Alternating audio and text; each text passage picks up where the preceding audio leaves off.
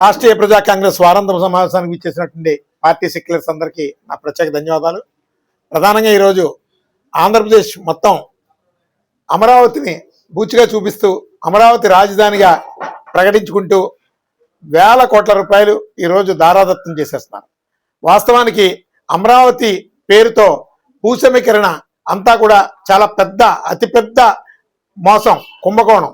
ప్రపంచ స్థాయిలోనే ఇంత పెద్ద కుంభకోణం ఎక్కడ జరిగి ఉండేటటువంటి పరిస్థితులు లేవు. భవిష్యత్తులో అమరావతి భూకుంభకోణం ప్రపంచ మేధావులందరినీ కూడా ఆలోచింపచేసేటటువంటి పరిస్థితుల్ని యావత్ భారతదేశం అంతా చూస్తుంది. ఈ రోజు వరకు టెలికాం స్కామ్లు, అలాగే కోల్ స్కామ్లు, అలాగే కేంద్రంలో అనేక ఘోరమైనటువంటి స్కాములు చూసాం. కానీ అమరావతి భూ స్కాము మొత్తం ఈ స్కాములన్నింటినీ కూడా దాటేస్తుంది. నిజంగా అమరావతి 33,000 ఎకరాలు ఇప్పటి వరకు తీసుకుంది. ఇంకా 30,000 ఎకరాలు తీసుకుంటానంటుంది. దాని మూలంగా ఆంధ్రప్రదేశ్లో రాజధాని కడుతున్నారా, లేదు ఏదైనా ఒక కార్పొరేట్ బిజినెస్ చేస్తున్నారా అనేది అర్థం కావడం లేదు.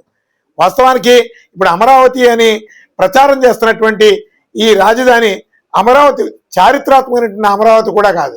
వాస్తవ చారిత్రక అమరావతి ఎక్కడో ప్రక్కన ఉంటుంది. వీళ్ళు చూపిస్తున్నటువంటి అమరావతి ఒక వ్యాపార కేంద్రంగా నడుస్తుంది. ఇలాంటి పరిస్థితుల్లో అసలు వాస్తవానికి రైతుల్ని ముడిసరుకు కింద వాడుతున్నారు. ఎందుకంటే రైతులే రాజధానిని వ్యతిరేకిస్తున్నారు అనే అపోహని క్రియేట్ చేస్తూ వాళ్ళలో ఒక విధమైనటువంటి తిరుగుబాటుని తీసుకొస్తున్నారు. నిజానికి నష్టపోతుంది రైతు కుటుంబాలు, వాళ్ళ బిడ్డల భవిష్యత్తు. ఇక్కడ ఆంధ్రప్రదేశ్లో ఇదే పరిస్థితి కొనసాగింది. ఇప్పటి వరకు ప్రజలు ఆంధ్రులందరూ ఒకటి గమనించాలి. పోలవరం ప్రాజెక్టుకి ఏ దుస్థితి పట్టిందండి?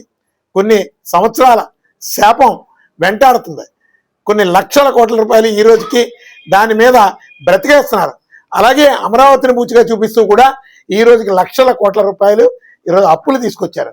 ప్రతి అప్పు వాస్తవానికి ఆంధ్రప్రదేశ్ మొత్తానికి 6 కోట్ల మంది జనాభా ఉంటే సుమారు మనకి 12 కోట్ల రూపాయలు 15 కోట్ల రూపాయల అప్పు ఉంది. ఏమైపోయింది అప్పు అంతా? ఈ అప్పు అంతా కూడా మన బిడ్డల భవిష్యత్తు మీద నెత్తి మీద ఉంది. ఇవన్నిటికీ కూడా బిడ్డలు సమాధానం చెప్పుకోవాలి. ఇక్కడ భవిష్యత్తు లేదు. ఇక్కడ బినామీ పేర్లతోని అలాగే కొన్ని కార్పొరేట్ శక్తులు అమరావతి చుట్టుపక్కల భూసమీకరణ చేస్తున్నటువంటి భూములన్నింటినీ కూడా వాళ్ళకి దారాదత్తం చేస్తున్నారు.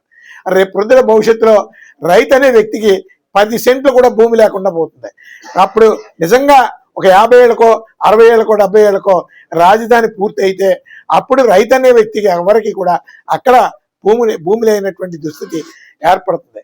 ఇక్కడ రైతులకు జరుగుతున్నటువంటి మోసాన్ని, ఆంధ్రప్రదేశ్కి జరుగుతున్నటువంటి నష్టాన్ని ఆంధ్రులందరూ కూడా ముక్త కంఠంతో వ్యతిరేకించాల్సిన అవసరం ఉంది. మన భవిష్యత్తు, మన భద్రతే ప్రధాన లక్ష్యంగా ఆ రోజు జయాంధ్ర ఉద్యమంలో ఎలాంటి త్యాగాలతో జయాంధ్ర కీర్తిని స్వాతంత్ర పోరాటంతో సమానంగా ముందుకు తీసుకెళ్ళి ఈరోజు ఒక కీర్తిని తీసుకొచ్చారో అంతకే రెట్టించినటువంటి ఉత్సాహంతో ఈరోజు అమరావతిని కాపాడుకోవాలి. అమరావతి రైతులకి న్యాయం చేకూర్చాలి. అలాగే ఆంధ్రప్రదేశ్ అభివృద్ధిని, ఆంధ్రప్రదేశ్ భవిష్యత్తుని మనం కాపాడుకోవాల్సినటువంటి అవసరం ఉంది. ఇప్పుడున్నటువంటి రాజకీయ పార్టీలన్నీ కూడా వాళ్ళ స్వప్రయోజనాలు, వాళ్ళ కుటుంబాలు బాగుపడడం కోసం, వాళ్ళ యొక్క బినామీలు బాగుపడడం కోసం, కొన్ని శక్తులకి న్యాయం చేయడం కోసం వాళ్ళు చేస్తున్నటువంటి ఈ భూనేరాన్ని ఖచ్చితంగా మనం వ్యతిరేకించాల్సినటువంటి అవసరం ఉంది. ఎందుకంటే లేదంటే ఆంధ్రప్రదేశ్ ఎడారిగా మారిపోయేటటువంటి ప్రమాదం ఉంది. ఈరోజు ఏ ఉపాధి లేనటువంటి రాష్ట్రం, అలాగే ఏ విధమైనటువంటి అభివృద్ధి లేనటువంటి రాష్ట్రం ఏదైనా ఉందంటే ఆంధ్రప్రదేశ్ ఒక్కడే. కానీ ఇక్కడ అన్ని వనరులు ఉన్నాయి, గొప్ప సంపద ఉంది. ఈ సంపదను దోచుకుపోతున్నారు. మన పాలకులు చేతగాని దద్దమ్మల్లాగా ఈరోజు పార్లమెంట్లోని, అసెంబ్లీలోని తెల్లముఖం వేసుకొని కూర్చుంటున్నారు. ఇలాంటి పరిస్థితుల నుంచి మనల్ని మనం కాపాడుకోవాలి. రాజకీయ మార్పు జరగాలని రాష్ట్రీయ ప్రజా కాంగ్రెస్ పార్టీ ముందు నుంచి కోరుకుంటుంది. యావత్ ఆంధ్రప్రదేశ్లో ఒక నూతన రాజకీయ మార్పు అనేది ఖచ్చితంగా జరగాల్సిన అవసరం ఉంది. ఆనాడు ఆంధ్ర మహాసభ స్ఫూర్తితోని, జయాంధ్ర ఉద్యమ స్ఫూర్తితోని ఆంధ్రప్రదేశ్ భవిష్యత్తుని కాపాడుకోవడానికి ఈ తరం ప్రజలందరూ కూడా సిద్ధపడాలి. అందుకు రాష్ట్రీయ ప్రజా కాంగ్రెస్ పార్టీ ముందుండి నడిచి ఈ ఆంధ్రప్రదేశ్కి దిక్సూచిగా మారడానికి సిద్ధంగా ఉందని ఈ సందర్భంగా తెలియజేస్తున్నాం.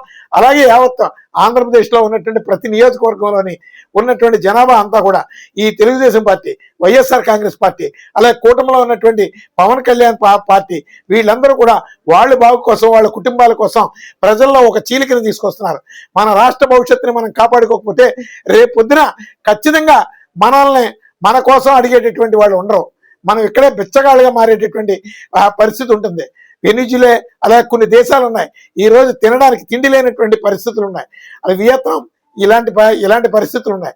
అలాంటి పరిస్థితులు మనకి రాకూడదు అంటే మనల్ని మనం కాపాడుకోవడానికి, మన బిడ్డల భవిష్యత్తుకి మనమే మార్గదర్శకులుగా నిలబడాలని ఈ సందర్భంగా రాష్ట్రీయ ప్రజా కాంగ్రెస్ పార్టీ సెక్యులర్స్ ద్వారా యావత్ ఆంధ్రప్రదేశ్ ప్రజానికానికి తెలియజేస్తున్నాం.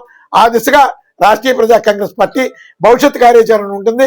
ఖచ్చితంగా జై ఆంధ్ర ఉద్యమ స్ఫూర్తిని ప్రతి ఇంటిలోని కూడా తాకేటట్టు, ప్రతి ఆంధ్రుడిలోని తాకేటట్టు రాష్ట్రీయ ప్రజా కాంగ్రెస్ పార్టీ ఉవ్వెత్తున ఉద్యమ ప్రణాళిక సిద్ధం చేస్తుందని ఈ సందర్భంగా ఈ రాజకీయ పార్టీలని హెచ్చరిస్తున్నాం.